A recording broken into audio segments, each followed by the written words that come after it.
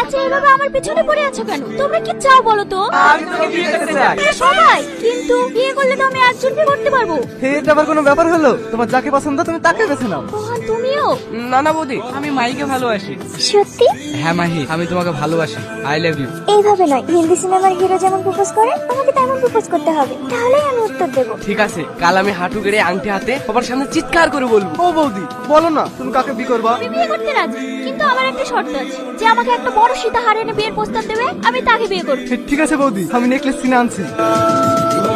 চাচা আপনিও লাইনে আছেন? একটা চান্স নিয়ে দেখি না, যদি লটারিটা বেরিয়ে যায়। আমি জানি তোমরা সবাই আমাকে ভালোবাসো, তাই আমি কাউকে কষ্ট দিতে চাই না। এই আংটিটা যার ভাগ্যে থাকবে আমি তাকেই বিয়ে করব। লটারি? হ্যাঁ, এর মধ্যে একটি কাপে ওই আংটিটা আছে, তোমরা একটা করে চা তুলে নাও। এই নাও, এটা আমি তোমার জন্য নিজের হাতে বানিয়েছি।